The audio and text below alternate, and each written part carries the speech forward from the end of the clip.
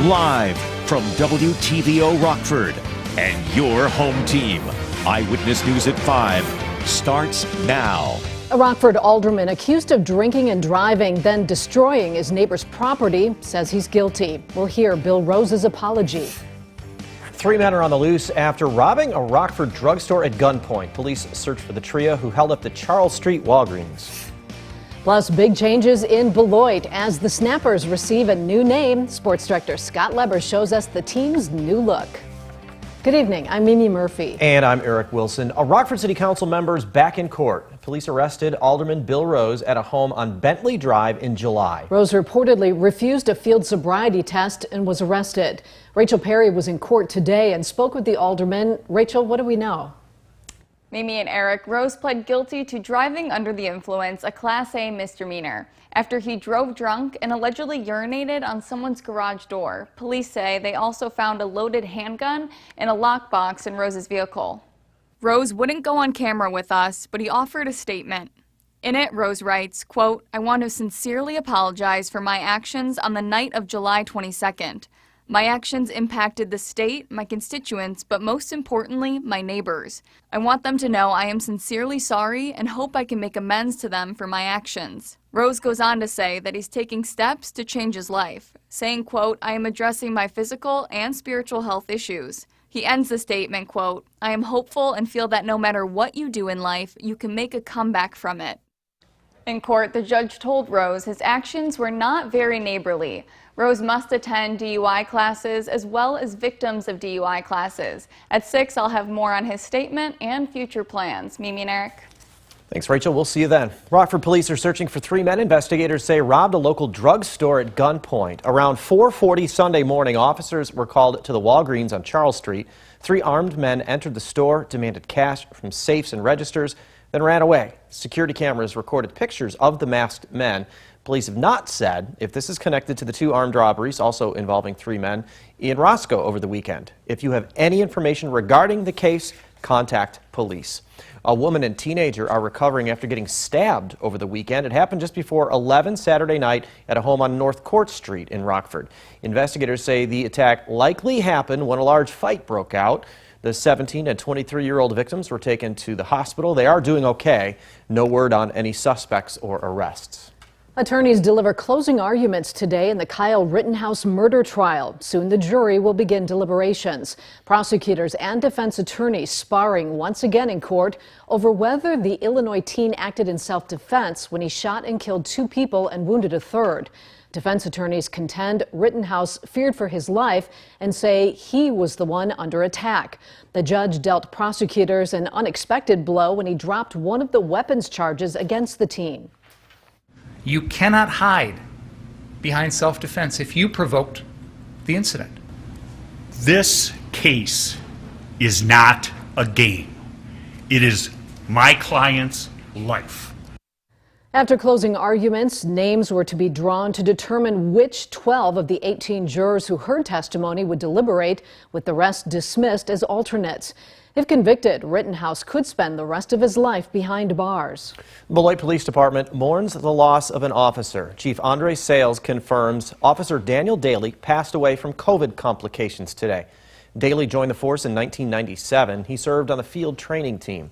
Daly was also a part-time officer with Rockton PD for many years. A law enforcement procession will take place starting at 6 tonight. Squad cars will leave UW Swedish American in Rockford, head north on 9th Street to 2nd Street, then end up on 173 to the I-90 interchange. The department says officers will stand by Daly's side until services are over. Funeral arrangements are pending. Daly leaves behind a wife and 2 children. He was 48. Life turned upside down for a Rockford family last month. A car crash left 2 children and their mother seriously hurt. Now the family is on a long road to recovery with stacking hospital bills and no car. Michelle Rave caught up with them. Michelle, how are they doing? The husband and father tells me he lived through his worst nightmare after his entire family was in a car crash and that they're still feeling the impacts of that crash. It was terrifying getting that phone call. That was the scariest day of my life. It was a phone call Isaiah Tregloon never expected. On October 7th, he was told his wife and 2 children were in a car crash, each one in critical condition. So I left basically instantly as soon as I heard that. And then I was only about 4 to 5 minutes away from the hospital at that point. His wife, Kalia, had internal injuries and broke her leg. 4-year-old Avery suffered bruising on his lungs, but it was his 6-year-old daughter, Amaya, who had the worst of the injuries, a shattered spinal bone. They were able to fuse the back together. She's able to move around pretty good, which is a miracle because they said that they're surprised that she's even able to walk. Although his 4-year-old is doing well, it's going to be a slow recovery process for his wife and daughter. She has to wear a body cast, I think it's called, to support her back so it doesn't re-injure. And so I have to help her go into the bathroom. She's able to eat and color and be a little playful. I gotta help her in and out of the bed. Isaiah is the sole provider for the family and had to step away from working in order to provide around-the-clock care for them, but says he's thankful they're all alive. They both need a lot of intensive care to be able to take care of them right now. They're getting closer to that point, but I'm not sure how soon it'll be that I'll be able to go back. Since Isaiah isn't working right now, the family is going through some financial hardships. There is a GoFundMe set up to help the family. We'll have a link to that in the story on mystateline.com. All right, thanks, Michelle. Next week, many Stateline families will prepare a bountiful Thanksgiving Day meal. But for hundreds of local people, putting food on the table is a daily struggle. That's why local food pantries are highlighting their services during Hunger and Homelessness Awareness Week. That includes the Greater Rockford Pantry Coalition. It consists of 9 organizations serving Winnebago, Boone, and DeKalb counties. Leaders say pantries thrive when working together. No one agency could be or should be the end provider of all services. Each one has its area of expertise and specialty, and they bring that to the table. So collectively, those who need services are getting the best in each of these areas. So far this year, the coalition has placed 180 families in permanent housing and nearly 130 households with emergency housing. Beloit's minor league baseball team, the Snappers, got a new stadium last summer. Now the team has a new name and a new look. Sports director Scott Lever was there for the big announcement. Scott? Yep, the folks who ran the Snappers held a contest letting fans submit potential names for the team and then vote on 5 finalists. Well, this afternoon, they revealed that name. 5, 4, 3, 2, 1. So the Sky Carp it is. A Sky Carp is a goose that doesn't migrate in the winter. It stays put. That's a message that team owner Quint Studer wants to get out to the community. Talented people in southern Wisconsin and northern Illinois will hopefully choose to stay home. I like Sky Carp because of the message of don't migrate, because we want to keep talent home. But really it went by the vote. And it did do, I think it was number 1 was Sky Carp, number 2 was Supper Clubbers. Do you think the national public will cling on to the name Sky Carp? I think they will. You want something sort of cutting edge, and as I've showed it to people, because I travel the country, and I say, what do you think? I think it'll do really well. Now later in sports, I'm going to show you the different logo designs for the Sky Carps and what their uniforms will look like and give you the big reason behind the rebranding of the franchise. Eric and Mimi? President Biden's $1.2 trillion infrastructure package is signed into law. It invests in everything from America's roads and bridges to more internet access. Alexandra Limon tells us what the president wants to accomplish next as she keeps you connected to the nation's capital. Good evening. The White House says this package will not only modernize the nation's infrastructure, but will also create 1.5 million jobs a year for the next decade. On Monday, President Joe Biden signed his landmark $1.2 trillion infrastructure package into law. I ran for president believing it was time to rebuild the backbone of this nation, which I characterize as working people in the middle class. This law delivers on that long overdue promise, in my view. It creates better jobs. The bipartisan legislation is the largest investment the country has made in infrastructure in decades. Proof that despite the cynics, Democrats and Republicans can come together and deliver results. So we always need help with roads and bridges, and that'll be most welcome.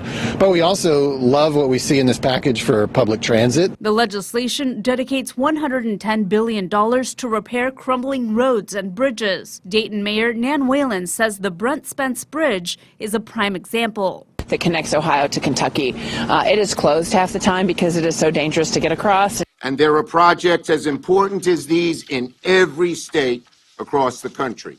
The package provides $39 billion for public transit and $66 billion for rail, which is expected to lead to the largest expansion in Amtrak's history. Tens of billions are also dedicated to expanding broadband internet access and replacing lead-leaching pipes around the nation. This package will also invest $7.5 billion in a network of electric car chargers around the country. But President Biden hopes to invest even more in green and clean energy in his next package, the Build Back Better plan. Reporting in Washington, Alexandra Limon. Well, good evening, everyone. We're starting out with a look at our Mercy Health SkyTrack weather camera just to point out that things are much quieter now across downtown Rockford. You can't really see it in the camera because it is dark out there. We still have a good amount of cloud cover, and some of those clouds will be around for the next couple of hours. Now, when we take a look at the satellite radar, we can see some of those clouds moving across our region, but the snow showers that we saw earlier, those have since pushed off toward the south and east. And when we take a wider view, we'll point that out. We see snow showers now moving into eastern parts of Indiana and western parts of Ohio. For those of us in Illinois, we have finally cleared out from the snow. But as we talk about what we're dealing with at the moment, we have temperatures in the low 30s, so we're right at that freezing mark. So it is pretty cold outside, so you do want to dress appropriately if you have to head out for anything. We're looking at temperatures at this hour, 34 degrees in Rockford. And when we check in with some of our weather watchers, this is Bob out in southeast Rockford. He had a temperature right around 4 p.m. at 32 degrees, so it's definitely been chilly all day today. And Ben in South Beloit, he had temperatures right around 4 p.m. at 34 degrees. So it has been pretty much cold all day today. And when we take a look at the cold air that's out there, we see it covering pretty much all of the Great Lakes, but there is warmer air farther toward the south and west, impacting places like Missouri and back into parts of Kansas where they're dealing with temperatures in the 70s. We're not talking about 70s for us, but we are talking about a warm-up as we head into Tuesday, and even into Tuesday night and early Wednesday morning, we can experience some of the warmest temperatures we've seen in the last few days. But as we talk about the planning forecast for this evening, just to hit the point one more time, we're talking about cold conditions out there, and we will see temperatures fall toward the upper 20s as we head toward midnight. Now, looking at temperatures toward tomorrow morning, we'll have temperatures ranging from the upper 20s toward the low 30s, but I did mention a warm-up. We see temperatures climbing into the low and mid 50s by the time we get to 3 p.m. So it will be a much more enjoyable weather day for tomorrow. But this is all ahead of a warm front that will eventually move through, and that will cause temperatures to bump up even higher. And we're looking at temperatures near 60 degrees as we head toward 1 a.m. and 2 a.m. in the morning on Wednesday. So that's not the typical time we would experience our warmest conditions, but that will be the case for us as we head throughout the overnight Tuesday into Wednesday morning. Now, I do want to point out, once the cold front associated with that warm front moves back across our region, we are talking about temperatures falling into the upper 40s and low 50s by Wednesday afternoon, but that front will also bring rain showers, and so that's something we're following as we head into Wednesday morning as well. The futurecast showing that we have scattered rain showers out there in the morning, and we'll likely see that continue through about 8 a.m. and 9 a.m. After that time, we're talking about drier conditions out there, and by the time we get to lunchtime, we should see improving weather conditions, although it will be cooler compared to what we will experience Tuesday afternoon and definitely early Wednesday morning. Here's a look at the rain that we could potentially see. Some places picking up close to 1/4 inch of rain when it's all said and done. Tonight, though, another cold night. Temperatures down to 28 degrees. Clouds out there from time to time. As we take a look at the forecast for tomorrow, you'll see it. I'm showing 59 degrees, but that's really very late in the day. And then that warm sticks around into Wednesday morning with rain showers moving in as we take a look at the 7-day forecast. After Wednesday's rain, we dry out, but we do look at some limited rain showers, or snow showers that is, late Sunday into Monday with the next Clipper system. Now the Napleton Sports Desk with Sports Director Scott Leber. The Beloit Snappers name has been retired. From now on, the minor league baseball team in Beloit will be known as the Sky Carp. The name was revealed Monday afternoon at ABC Supply Stadium. That name received the most votes from a group of 5 finalists, edging out the runner-up choice of the Supper Clubbers. A sky carp is a goose that doesn't migrate in the winter. It stays put. And that's the message the team owners and management want to send. They want local talent to stay local in southern Wisconsin and northern Illinois. Rockford, Janesville, we all struggle. We're all in this together. And the challenge we all have in communities like this is people leave. And young people have left and they've gone to bigger cities and have come back. As much as we're excited about the new look, the new logos, the colors, it's really telling that story, that underlying metaphor here of what a sky carp is. Beloit businesswoman Diane Hendricks, the chairperson for ABC Supply, who has thrown much financial support behind the Beloit franchise, is on board with the name. She considers herself to be a sky carp. I came here in about 71. Okay. And I stayed. I never left. So you're a sky carp. I am a sky carp, and I'm proud to be a sky carp. There are multiple sky carp logos, a full goose in flight holding a wrench, a goose head holding a wrench in its mouth, which pays tribute to Beloit's industrial history, and an underwater goose diving into the Rock River while wearing aviator swimming goggles. That one's a tribute to Bessica Reich, a Beloit native who became the first woman to fly non-stop across the United States. During the name reveal, models showed off the sky carp's uniforms.